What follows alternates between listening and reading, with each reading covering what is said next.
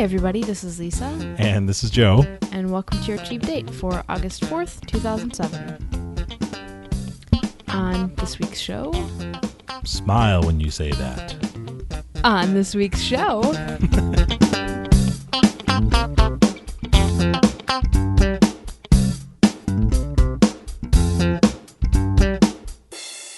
How's this? Can you hear the smile in my voice? I want to hear your People always hear my broadcasting voice. I want them to hear yours. I don't have a broadcasting voice. Isn't that abundantly clear yet?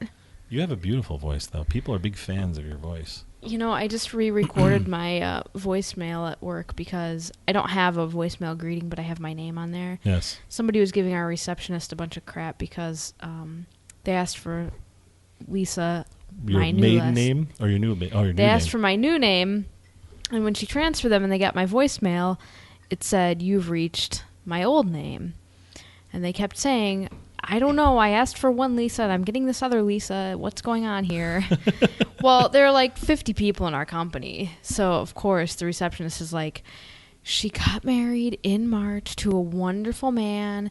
You know, I don't know if she's decided if she wants to change her name yet or not, but I assure you it's the same person. She's giving this a trial run. She's deciding whether or not she wants to. You know, she has a year to decide if she's going to change her name or not." And, of course, everybody knows that I did change my name. Mm-hmm. I just didn't record my voicemail because anybody who calls my voicemail, anybody who I want to hear from or whom I want to hear from knows. From whom you wish to hear? Yes. Mm-hmm. Knows that the two Lisas are one and the same. It's a very, very narrow group. If somebody doesn't know that I got married in March, then I don't need to hear their voicemail. They know the two Lisas are one and the same. They're the same type. I feel like a comic book character. Lanky brunettes with wicked jaws. So the point is that you had to record it, so you got to use your voice again. "Hi, you've reached the phone of Lisa." This is what was interesting. When I said my name in my regular voice, like the regular voice I use when I pick up the phone or when I talk, and I played it back, I sounded like a little kid. I sounded kind of stuffed up and lispy. Aww. So the second time... We could add the recording of you singing the Down Home Blues on this issue of the show, this episode of the show. Or some little cat spoken feet? word, some spoken word work. So the second time I recorded it, and I felt like a total idiot, but I said, I only had to say my name. I didn't have to record a greeting. I said, "Lisa Joseph." Mm-hmm. And when I played it back, it felt really exaggerated, but when I played it back, it sounded good. That's true. You projected. And I enunciated. I was literally like holding my lips back from my teeth like this. That's how they teach in broadcasting school. That's right. That's why like that's why every female newscaster sounds like this. We have a newscaster here in Chicago. Her name is Anita Padilla. She sounds just like this. Back to you, Ron. And, you know, tonight here out in the stockyards, we have... I love the people on NPR because I can't even do the voices, but when they're talking about something serious, they sound very concerned. Yes, they do. And when you know it's a happy story, you can hear them smiling as they begin to describe it. That's true. Is that what we strive for? Are we striving for the NPR And I can hear the smile standards? in their voice. Can you hear the smile? Hi. I feel like the Joker now. I have this big fake smile on my like face. Nicholson. I don't mean it at all. Hey, they're filming the new Batman movie downtown. I don't know if you mentioned this on the show. So I hear. No, I don't. But think we yeah, have. Every day I walk by the old post office. Brilliant piece of engineering. It's very cool. An expressway goes underneath it, so I guess they weren't really counting on like terrorist activities and stuff. Clearly but not. they have this huge building that the post office used to be, and they've moved up the street a little bit. And they're using it as the Gotham National Bank for the new Batman movie. Interesting. And we were just the other day on Lower Wacker, which is, if you remember from the first Batman... Well, from Batman Begins. Let's clarify what we're talking about here. Oh, I remember it from the original. No, Batman. I don't think so. It was Batman Begins was shot in Chicago, and all the exteriors were there, and then they CGI'd it all up. But a lot of the stuff that took place in Batman Begins was filmed on Lower Wacker. But then it was CGI'd in. a lot of it's not nearly as nasty as it used to be. It's very clean down there now. It's almost strange. But anyway. Well, Lower Wacker is, if you remember the Batman movies, when they're meeting in an alley, and it's weird because it appears that people are meeting in an alley or a street or a loading dock or something, but very clearly they're undercover because it's unusually dark for like a city street. Well, it's Gotham. I know, I'm getting to that. That's Lower Wacker, and it really is like that down there. And I think at night it's still kind of freaky because it's really dark. It is. It's like a tunnel, and yet there are all these loading dock doors that go in and out. Mm-hmm. You have big trucks in there. You have taxi drivers driving through there at least 70 miles an hour. I still don't like driving down there at night. But it's pretty cool, especially for someone who's never seen the city before. Actually, what it evokes a little bit is like being in the sewers. Not that it's dirty or smelly like that, but... Like the sewers of Paris? It's a hideout like that. Oh, yeah. Like you can imagine... The Joker? People hiding out in dark corners. Mm-hmm. And I'm sure they do. And I don't mean homeless people, because that's sad, and they should... I don't blame them for seeking shelter, but I mean, like, villains. Villains. The sort of person... Yeah, I know what you're talking about. How did we get here? That's the beauty of it. It's all stream of consciousness from here. You sit here, next thing you know, 30 minutes later, you got a show. Yeah, well. First of all, before we start, what are you drinking? Vodka and grape juice. The choice of college freshmen everywhere. I was going to say. Potocki vodka and Welch's grape juice. So, like it matters. Well, it needs to. Well, the vodka did come out of a glass bottle, not a plastic jug. Exactly. Let it be said. There's no cheaping out here at the Cheap Date show headquarters. And I didn't ladle it out of like a 50-gallon garbage can. I mixed it in a glass. You get the big plastic thing from Costco. Yeah. Our buddy Glenn is a big fan of the big plastic thing of vodka from Costco. If you're going to mix it or make a punch or something. It's true. I am enjoying a ginger ale and Cruzan Blackstrap rum. Now this is a drink of hardiness. So there you go. Which part? The ginger ale? Yeah, the ginger. Yeah, it's Schweppes, man. They're nuts. This is really diet really good, ginger ale. We might have we've spoken. Oh, we actually have to make the obligatory Liz and Bob reference because we haven't talked about them in months and we're way overdue. Hundreds of episodes. But they're the ones who introduced us to this, and Blackstrap is I introduced. There's some new podcaster pals of us, Tim and Nanette, who Tim said he doesn't like rum. And I said, dude, if you don't like rum, seen us in the car. Whoa! What do you mean? You've never had rum? That's the problem. I introduced him to 10 cane rum, which is absolutely sublime. I think would be your word for it. I would agree with that. It gives you a lovely little feeling that alcohol is supposed to. It doesn't have a big rum flavor. And the next morning, say rum again. Rum. Your mileage may vary. But I've never had a hangover on 10 cane. No, it's true, and we have consumed plenty of it. It's wonderful stuff. Cruzan Blackstrap is the Joker to 10 cane's Batman. It's the exact opposite. I guess they're not really opposites because they're both kind of dark characters. Well, forget that metaphor. Cruzan Blackstrap rum. You lost me. Cruzan is the Jack Sparrow to 10 Cane's, that other guy, the Orlando Bloom guy. Oh, Orlando Bland? Yes. Don't start that, but you know what I mean. Exactly. Blackstrap is a dark, very molassesy rum. In fact, I spilled some on I have a lovely orange shirt on tonight, and I spilled a splash of it on here, and I'm concerned that it's going to stain. It's dark like cola syrup. Yeah. And when you mix it with like ginger ale, syrup. it looks like you're drinking Diet Coke. Mm-hmm. So you can sneak it into a movie theater. It's great. Hey, you just gave me a thought.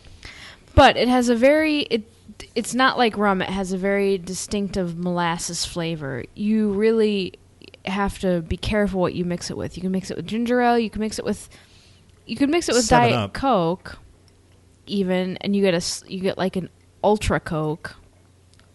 Yes. With extra Coke flavor, but it tastes like molasses. So yeah, this is keep that in mind if you're, you can't just throw it in with whatever, substitute it for rum. It's totally different.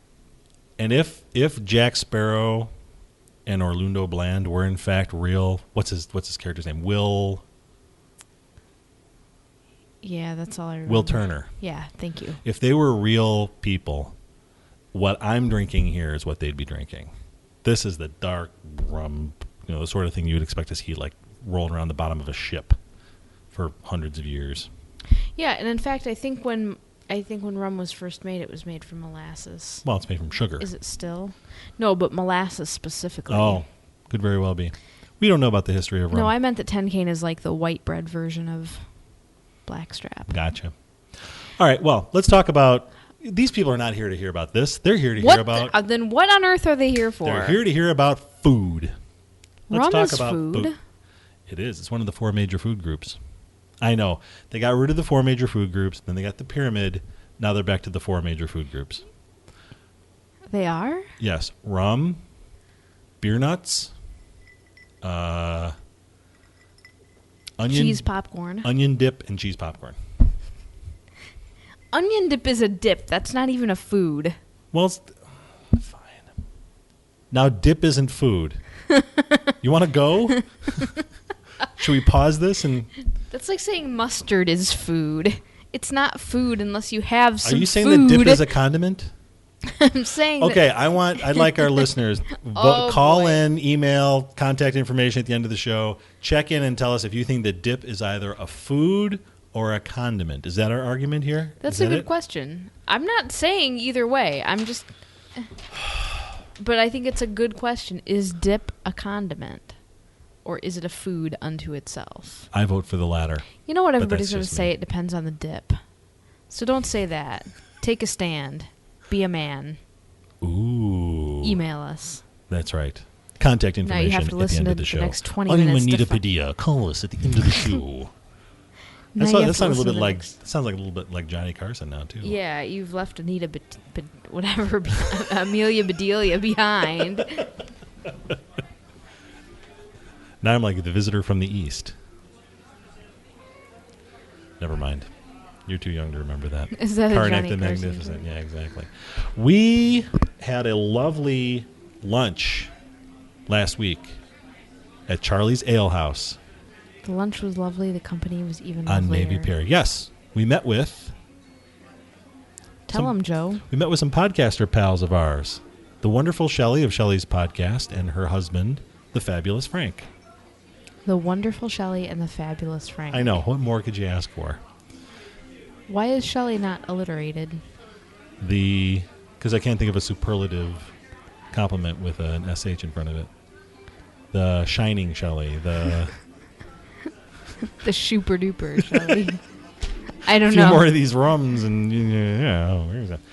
So we met them at Shelly was in town for a conference which was being held on Navy Pier, and we figured, hey, you know what? Lisa came downtown. She was my assistant for the day in my office downtown Just take Chicago. your wife to work day. So it was on a Friday. You had some things to do at the school as well. Yes. So we decided to meet Shelly and Frank at Navy Pier for lunch at Charlie's Ale House. Now, if you may recall, last October we met some other podcasters. We met Matt and Amy from Red Boy and Charlie and Carol from Israelisms at Joe's Bebop Cafe, also on Navy Pier. But that was merely a coincidence. Yeah, we're not like in with Navy Pier. Exactly. It just so happens to be. It's a landmark. People are in town. There you go. It's easy to find. Everybody can find it. Exactly. And you say cab driver, Navy Pier. There you go. So Charlie's Ale House. Well, how would you describe it? It's like an ersatz, ersatz Irish pub kind of place. Don't hit me up for implying that it's fake. It's just it's one of those pub, right? Like a tchotchkes. Yeah. Well, I mean, pizza shooters. Yeah, I mean it was good, and they did have a far better beer list than a chain. Than your typical chain kind of place. That's true. But you know, they had a little bit of everything. I didn't notice that it was Irish, really. No. What did you have? I had one of 2 vegetarian options on the menu. If you hear fatigue in my voice, it's because I'm sick of choosing between the 2 vegetarian options on every menu. I had the giant portobello mushroom. I have eaten a lot of portobello mushrooms in the last have few indeed. months. Hear where this is going, people. It's not going to last much longer. It was a marinated portobello grilled and set up like a burger with tomato and cheese. And this was interesting, sautéed spinach. Oh, yeah. That was actually really good. And every time I have sautéed spinach, I'm a little bit nervous about it. I love raw spinach. But sautéed spinach, we've all had experiences with canned or frozen spinach. We have. Not pleasant. But if you take fresh spinach and sauté it with a little bit of olive oil and salt and pepper and maybe a little garlic and get it just wilted, just the right amount, it's really very good. And it's easier... Well, it's softer than raw, so it's kind of easier to eat. But I think... And same thing with cabbage. I think it gets cooked poorly so often. Or it gets cooked and then it sits around waiting for the turkey to be done or whatever, that I think people have bad experiences with it. But the sautéed spinach was very good. Mm-hmm. And they allowed me to substitute sautéed veggies for fries. And that was very good, too. Good.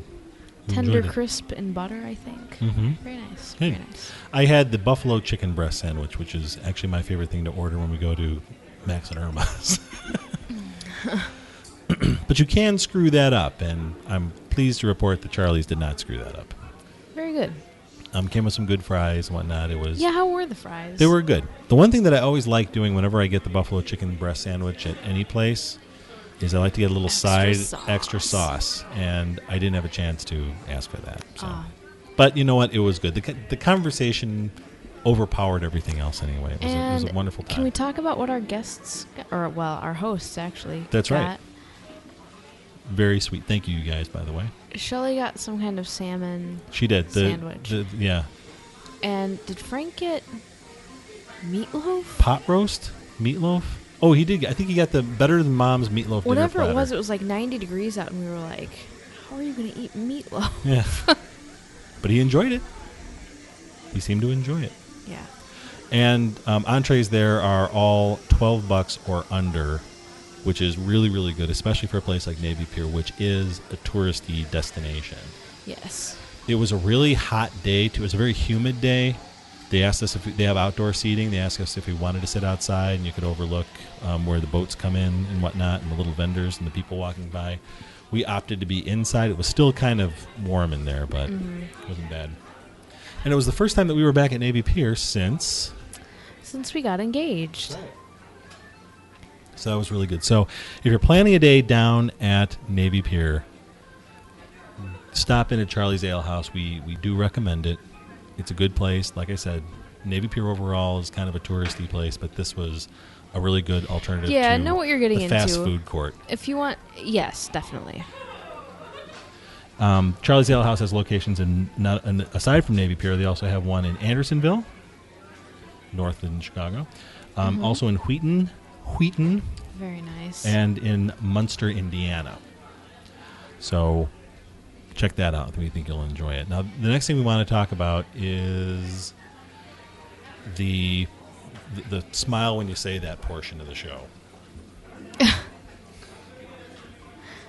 Which was what? Well, the night before this crazy afternoon with Shelly and Frank, we went to Murphy's in Arlington Heights for... What was this called? Well, it's Bottom Shelf Comedy is the name of the group. And they have all of these guys from Ireland, and they call this tour the Micks on the Mic. Micks on the Mic. That's tour. what I was looking for. So there were five comics who were doing this, and then it was in memory of another guy who normally was part of their troupe, but he had passed away, so they dedicated the show to him. But the show was held at Murphy's in Arlington Heights, as we mentioned. That's And the amazing part about it. now Murphy's, we haven't reviewed Murphy's. We've been there.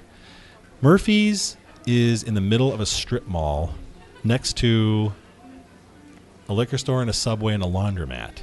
And a European grocery. Right. Yeah. So, not a place you would drive by and think, oh, that's the place to be. Right. We like Murphy's for cheap beer. We do. That's where we learned about LaCrosse beer as well. Buckets of LaCrosse. I don't even know how much, but cheap. Yeah. They have pizza, cheap food, good food. Pub type fare, all the munchies. It's those a sorts safe of things. place. You know, it's a laid back crowd. Right. If you want to just go have a couple drinks and chat, it's a good place to do that. Or watch the game or something like that without getting into the downtown madness. Plus, because it's in a strip mall and because all the other places are closed by the time you get there, unless you're getting an early start, Parking you can is park. not a problem. Now, if you're not allowed to drink and drive, why do bars have parking lots? Ooh, good point. Couldn't tell you. So we don't advocate drinking and driving, but your designated driver will not have to walk far. Exactly. Or carry you far. Just dump him in the car. Put him in his car. But to put it delicately, it's not the kind of place you go expecting live entertainment. Mm-hmm. Or any entertainment. You expect a TV with the Cubs game. Exactly. Which they did have in the front half of the place. Yeah. There was a microphone and an amp set up in the back corner, which is where the comics were. Where we were. Where we were. The show was hosted by a guy named Dean Carlson, and the comics, I don't think this was in order of appearance, were Joe Kilgallen, Brendan McGowan, C.J. Sullivan, and Sean Flannery. And very authentic. Exactly. You can't get more Irish than that. And you know what? It was good. I got the impression that a lot of the people who were there were friends and family of these guys. But we were there with the lovely Liz and Bob and some other friends, and we were I think we were a great audience, to be honest with you. Okay. Did we have fun? We had a blast. Did we laugh? We laughed. Did we laugh at every single joke? Pretty much. And every single comic started off with, "Hey, who likes drinking?" We didn't laugh at every single joke. No, we didn't. But we had fun. And overall the guys were funny, and it was free. And the difficult thing was, for them, not for us, we were just sitting there drinking cheap beer. I think a lot of the crowd there that night didn't expect live entertainment. Right. And they were indifferent to live entertainment of any quality. Not that this was like Second City quality comedy start to finish. But I think it didn't matter how funny these guys were. Yeah. Some people were there to talk with their buddies and watch the Cubs game, and that's what they were going to do. And they had no problem ignoring the guy in the corner with a microphone. Mm-hmm. So, yeah, actually the interested Cubs lost audience, horribly that night, by the way. and like 10-1. No, it was like 11 to something. I thought that was a joke. Somebody said, yeah, Cubs are down 10-1, but they're trying to come back. Yeah. It was over. The comeback the next part minute. was a joke, but I have been in bars like that with performers where the bar doesn't advertise. Well, Murphy's advertised this particular event, but the bar is not known for live entertainment. And all of a sudden, one night they get a live band or a live performer, and most of the regulars aren't that interested in it. Right. They're just there to drink. If they wanted entertainment on a regular basis, they would go somewhere else. Right. So I think it's great that Murphy's is trying to do the live entertainment thing. It was just a difficult situation for the performers, I think, that not everybody there was really interested in it. Right. Now, the best part about this is the fact that, in addition, a few of these guys had some really great material, and the best part about it was that it was free. There was no free. cover. You can't beat that. Oh, and they have a MySpace. We should link to that. We do. Actually, I have that, and we will have a link on that in the show notes. Okay. Consider it done. These guys are doing this show they're doing it the last Thursday of every month at 8 o'clock p.m. at Murphy's, which is at 1609 West Campbell in Arlington Heights. They also, on their MySpace page, talk about how they're going to do it the first Sunday of every month at 8 p.m. at Eddie's Lounge on Northwest Highway in Arlington Heights, but we're going to get to that in a minute. I didn't realize they were coming back to Murphy's. Maybe They are. we should go back sometime. But they do go around, and like I said, we'll put a link to the show. But they do a lot of stuff. Oh, and they even have videos up on their They have videos up on their MySpace, so check that out. Now, one of the guys, and I think it was it this guy? Well, I don't know. I'm pretty sure it was C.J. Sullivan who afterwards, after everyone cleared out. We should lay this whole thing out. So they do the show. The MC comes up. He tells some jokes, introduces each of the guys. They come up. They do their bits. They go down, and then they take a break, and then they have an open mic night, which I guess you can sign up for somehow. And Sure. had a couple of guys doing some open mic type things. In fact, the second guy just sort of came over and spent his entire time talking to Liz About bear hunting. Which Liz brought up.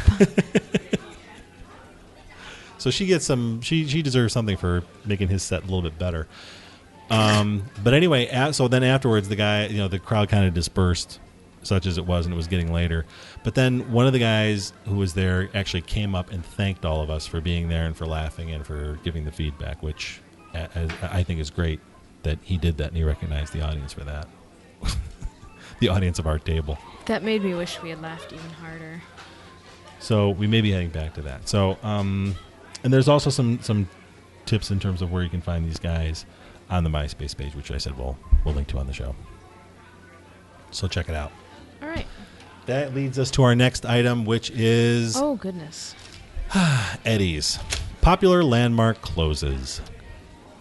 Oh. Eddie's restaurant in downtown Arlington Heights, which I don't think we ever actually... Did we? I don't think we reviewed it. I don't think so. No. We've been there once or twice. Yeah. It's a great place. It was a great place. The original owners retired. Actually, the original owner passed away, and then the family kept running it, and then they retired and then handed it off to someone else. And then a closed for remodeling sign went up over the weekend, and one of the manager confirmed that even though the sign says closed for remodeling, they're closed. For good. So we're hoping... Eddie's is a great place where they had on Wednesdays and Friday nights, depending on the season, they had the all-you-can-eat fried chicken nights and the all-you-can-eat fish fry nights. And Sunday they had all-you-can-eat chicken or fish. Great place. And that's where they had the awesome soup, the spaghetti soup. Yeah. Remember that, the pasta soup? I do. So a great place, and it's gone. But we hope that the new owners, whoever is in charge of the place, is going to come back and bring it back to... I hope that they'll make it it was a comfortable neighborhood place, and I hope that they'll stick with that and not try to make it something shiny with an $8 cover. Exactly. Because we got plenty of those. Right. Do we need to mention the world's largest ketchup packet? No. Made from no. an 8-foot tall, 4-foot wide plastic What did I pouch? just say? No. Google world's Google largest. it. Yeah, Google it. I'm sure everybody who cares knows by now. Let's talk about some feedback that we got on previous shows, because as we know, as you all know, we love to hear from you guys. We got a voicemail from Barely. Within minutes, it seemed like. Exactly. Lisa had asked the question last week about pasta. How do you like your pasta, and what did Barely say? Well, to recap, I like mine a little mushy, but I fear that I overcook it. And we had gotten a review of... What was our guest review last week? The pasta place inside Portillo's. It was CB who had done Barnelli's. Barnelli's. CB said the pasta was okay, not super fresh. And I wanted to know what everybody thought about pasta. Barely responded and said he likes his a tad bit underdone. Mm-hmm. Almost crunchy inside. He likes to have a little crunch on the inside. But his wife doesn't like it that way. And the rest of his voicemail was about... how he gets yelled at by his wife. Getting yelled at about underdone pasta. So thank you, Barely. Good to know. I'd be interested in more opinions. On or pasta? Not. I guess, pasta and don't forget, just is what it is. Dip. Is it a condiment or is it a dish? Tell us. No, is it a condiment or is it a food? It goes in a dish. I'm not even going to go there.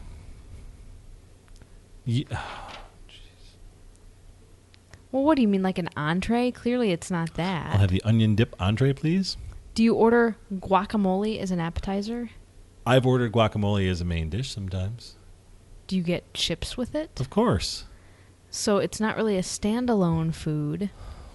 Are the chips a condiment for the guac, or is the guac a condiment? Okay.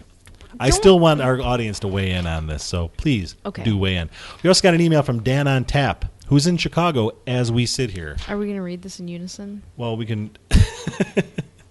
Well, this is with regards. Joe/Lisa. This is with regards to beer, and you're the beer expert, so why don't you paraphrase and see what Dan had to say? All right.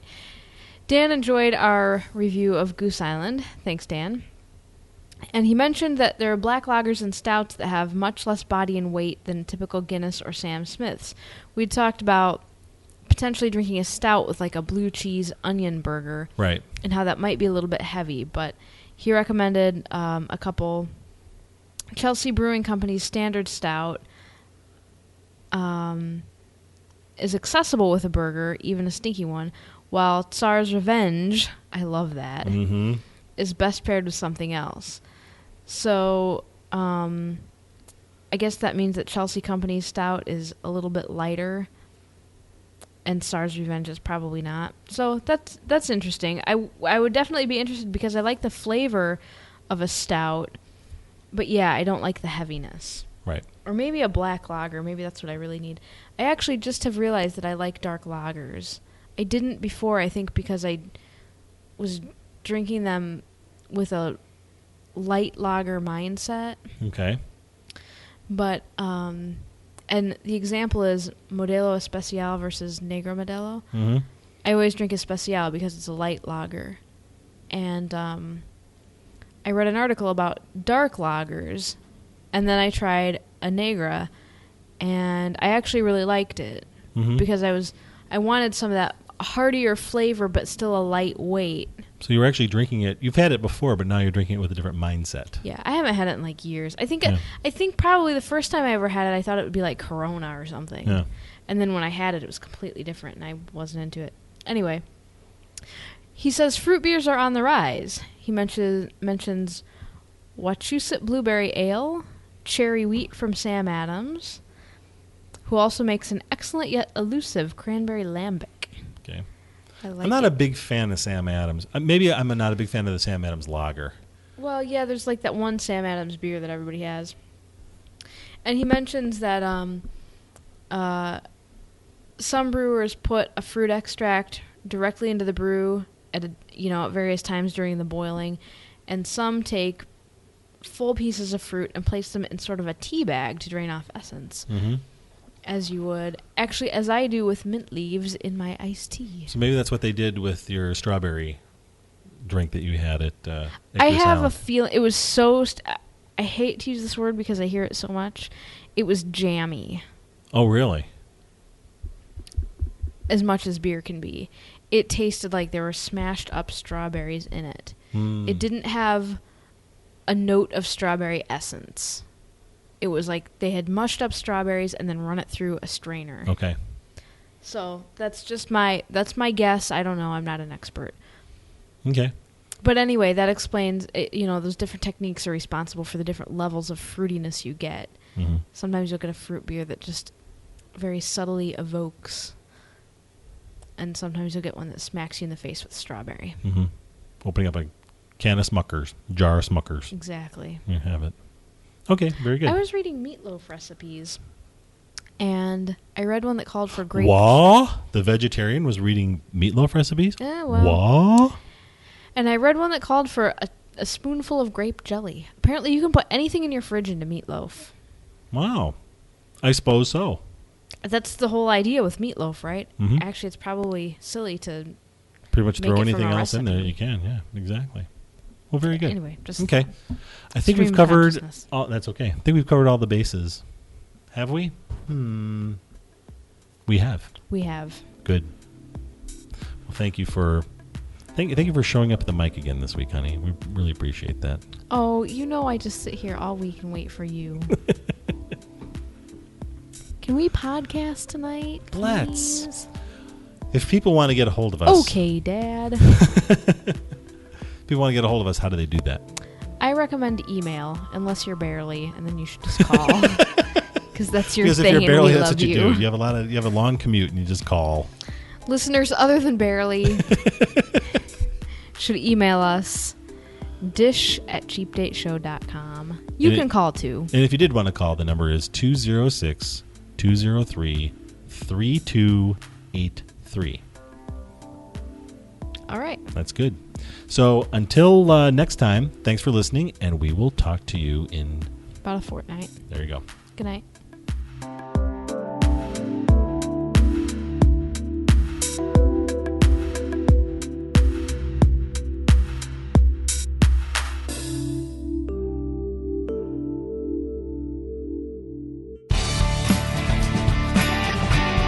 This podcast is a production of Cheap Date Media at cheapdatemedia.com.